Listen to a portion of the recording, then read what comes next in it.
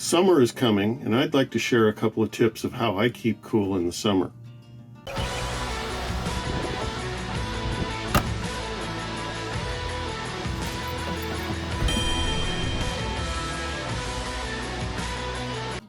When you're running the dash air conditioner in your motorhome, you may not be reaping its full benefits due to interference from the heater. Let me explain. So your control may not look exactly like this, but it's going to have some similar functionality. This is your temperature control valve, and all this does is control the amount of hot water that's flowing through your heater core. When you're running your air conditioner like I've got set here, ideally when this valve is in the full cold position, there's going to be no hot water flowing through your heater core.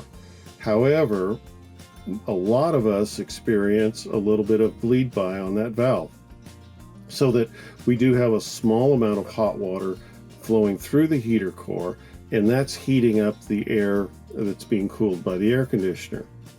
So let me show you how I took care of that problem in my motorhome.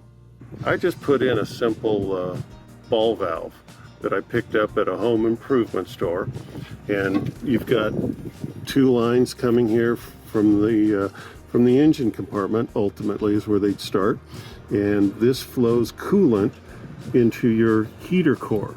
So by putting in this ball valve and turning it off in the summer, now I know coolant will not be circulating through my heater core. It doesn't matter which of these hoses I choose, but that in my preliminary check gave me about a 4 or 5 degree improvement on the output of my air conditioner.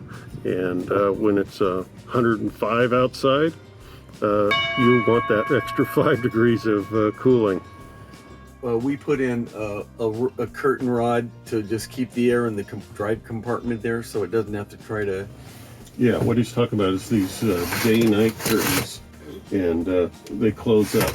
And just so your front air conditioner has less area that it has to, cool. Right. So we installed these blackout curtains, and I used a simple rod which moves across the motorhome from side to side.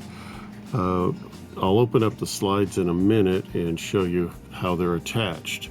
But this rod goes up close to the ceiling, and in our motorhome, like most Class A's with front entry, the seats are offset.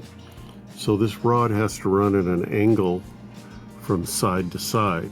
I have a valance on each side of my motorhome, and what we did was come in here and simply put in a coat hook, and I put my bar into that, and this of course the back side of the curtain. I latch it over there so it stays put, and I can pull against it, and it'll stay put. I can pull against it and pull it all the way out to the middle. It also covers up the front of the slides when they're in, because that's kind of an eyesore. Now here's another tip. If you'll notice lower on the valance, I've installed a double coat hook, and this is an unused area behind the driver's seat. There's my seat belt down there, and that gives us a place to hang coats. Bob's got a better curtain rod up on the roof than we do. His looks nicer. By having these curtains to close off up front, your air conditioning now is working an area that's roughly the size of the interior of an SUV. And it'll be warm when you walk through the curtains. Now, all bets are off when you take your dog like we've been doing, because you can't leave your dog back in the heat or the cold, so the curtains are open. But we like them at night for privacy as well. When we're camping, it'll provide an extra level of insulation, because you've got all this glass up here that's transferring heat and cold, and that'll help keep our motorhome more comfortable at night when we're sleeping. I'm glad you mentioned that, Dan, because that's exactly what we've done the last couple times we've been to Arizona, and we really do feel a difference when these are closed at night. You get up the next morning and it's still pretty warm out there.